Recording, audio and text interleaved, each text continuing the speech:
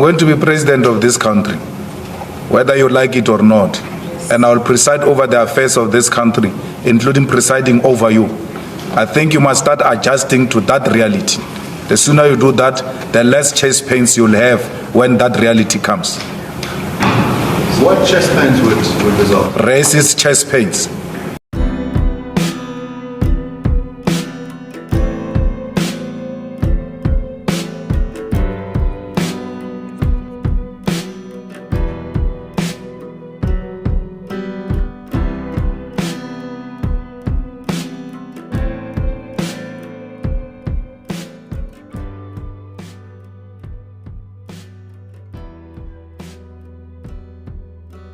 What's up my good people, this is your boy Golden Boy, and I'm really glad that you clicked on this video. The title says that we are going to talk about Malema. In this context, we are going to talk about Malema, how he has been fighting for this thing called apartheid law.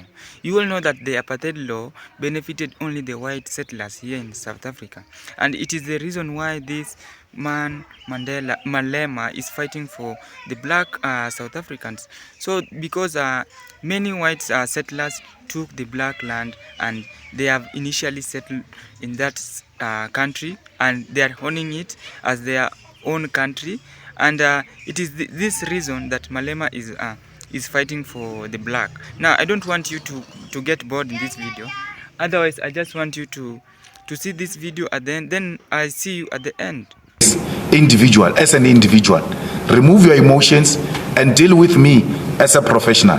Because if you are going to come to me as a personal person, individually, I will no longer look at you as a professional. I will decisively deal with you as an individual. I've litigated with AfriForum and Roots before, and they've never brought someone so weak as you. I think they've done the worst disservice to themselves. Let me tell you, every time we say white settlers, white people, white settlers in South Africa, it is in that context. So why would an American who came yesterday, my lord, be a settler? We're talking here about white settlers. Why would a Russian who came yesterday be a settler? You understand very well the context within which we say all white people are racist. It is in relation to the struggle of liberation in South Africa against apartheid system that benefited all white people. As much as you hate on me, I found most of the comments, negative comments, who are saying that I should focus on the Kenyan politics and I should leave alone the South African politics. But I'm here to tell you that the moment you see this guy Malema trying to fight for the South Africans, then it means good for his people, South Africa.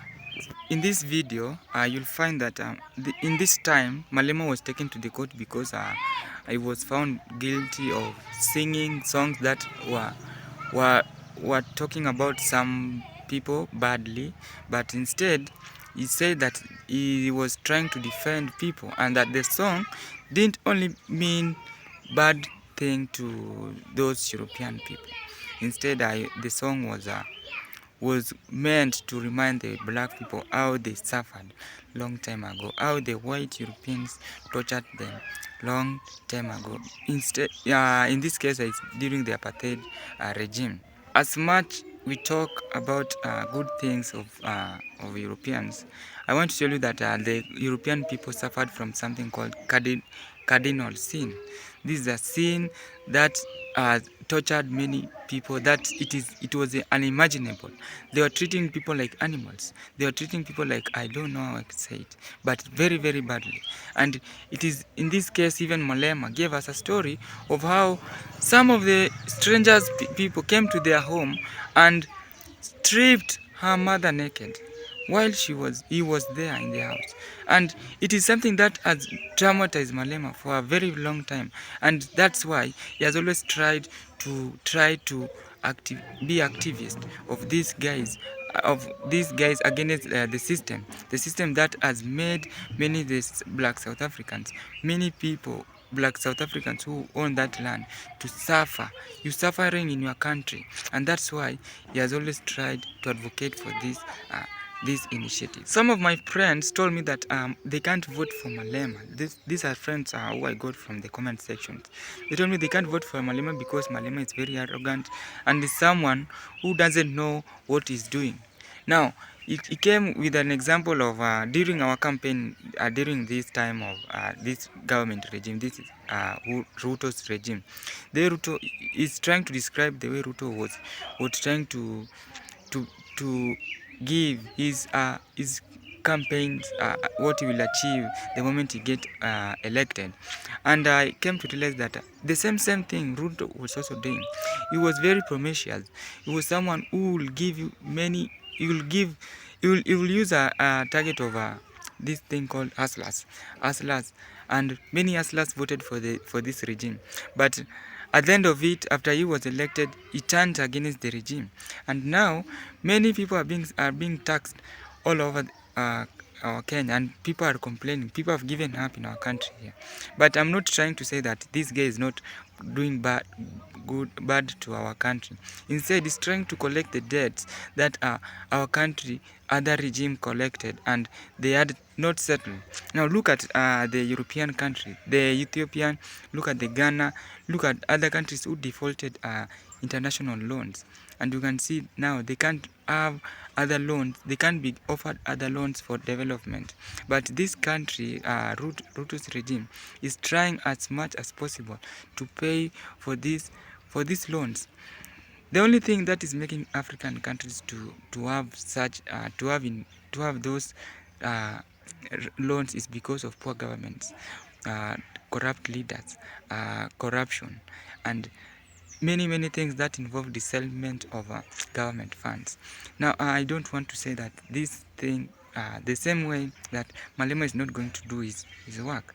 I just believe that this guy is going to do his work.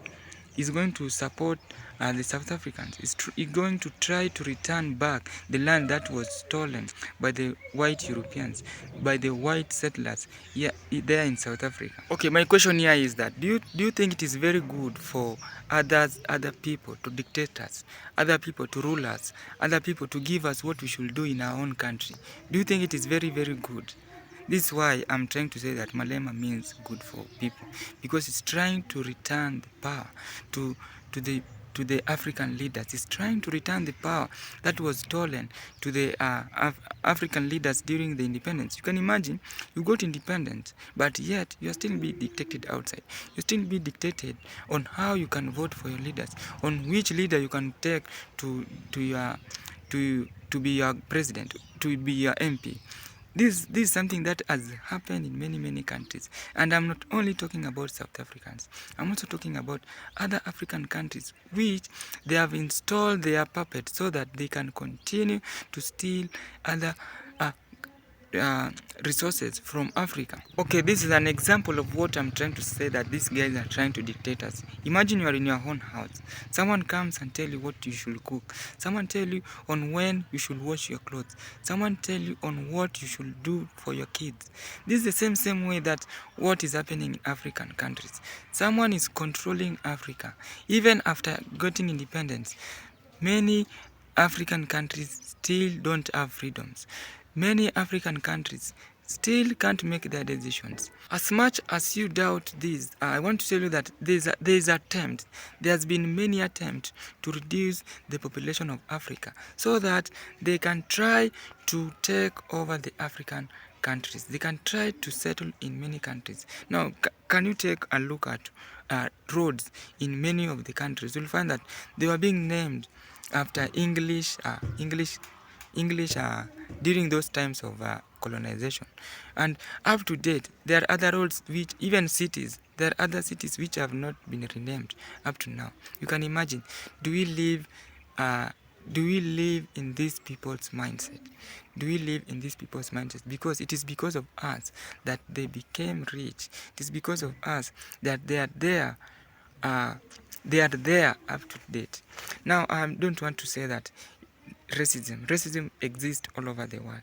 Now, before we start blaming others for racism, before we start blaming the white Europeans for racism, can we also look at ourselves and see what because us ourselves, we are hating ourselves, and it is something that people are not even talking about. We are still blaming these people. Even you'll find that they're sometimes innocent, but we keep on blaming these people. It is their fault, but are we looking on our own? Are we seeing that this problem also are being entangled by our all of us, like black Americans, black Africans, African Americans? We Africans, we hate ourselves in this way. If it is not tribal division, then it is a religion.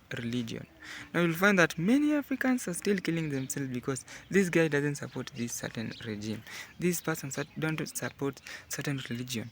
This person is in a certain tribe, which this tribe we don't like it. Now look at during elections. During elections, you'll find that there are always war because we want to take our tribesman to be maybe a president, to be maybe a MP, to be maybe a MCA, and we kill other tribes so that we can reduce the population, and because of that reduction of population we become more popular, and then we elect our leader, our tribe's leader.